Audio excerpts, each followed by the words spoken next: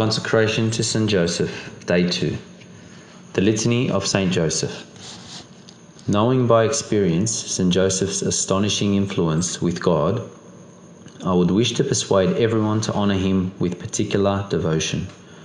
I have always seen those who honoured him in a special manner make progress in virtue.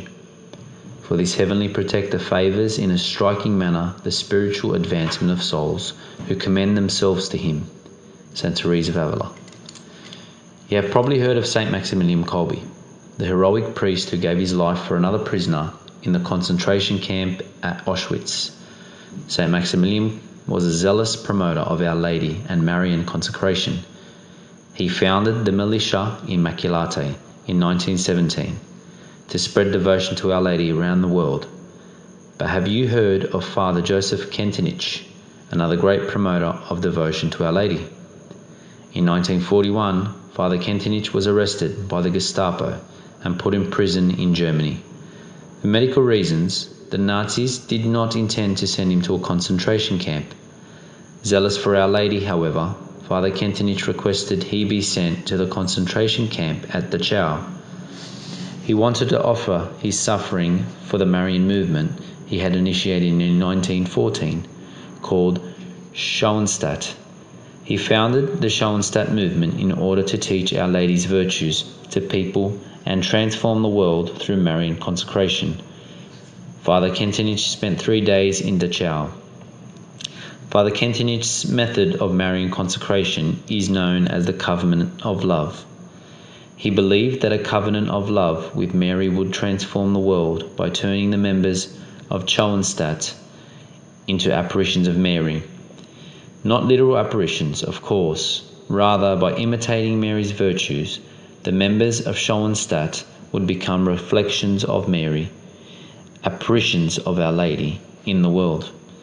The Church and the world need such apparitions.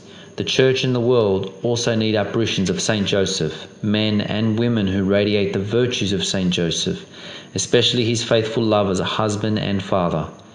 In a world plagued with gender ideology and confusion about marriage and the family, reflections of Mary and St. Joseph are very much needed. Consecration to St. Joseph and imitation of his virtues will make this happen.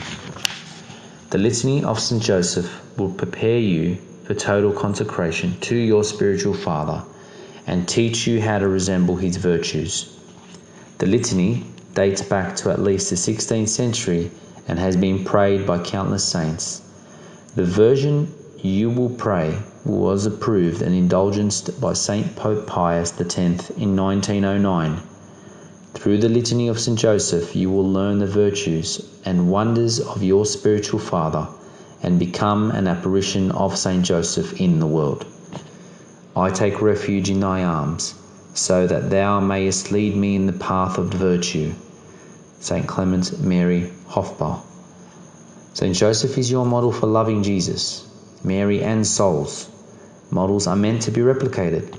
Through imitation of St. Joseph's virtues, you will become like your model and have a tremendous impact on the world. St. Joseph's virtues will become your virtues. You are to become another Joseph. His eminent virtues constitute his merit, and he becomes our model. Blessed William Joseph Chaminade.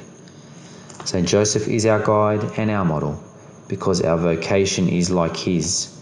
We must live his life, practice his virtues, and assimilate his spirit. St. Peter Julian Aymard. Let us love Jesus above all. Let us love Mary as our mother. But then, how could we keep from loving Joseph, who was so intimately united to both Jesus and Mary? And how can we honour him better than by imitating his virtues? Now, what else did he do in all his life but contemplate, study, and adore Jesus, even in the midst of his daily labours? Behold, therefore, our model. Saint Madeleine Sophie Barat. Pray the Litany of St. Joseph, page 233, and then pray the Memorare to St. Joseph on page 240.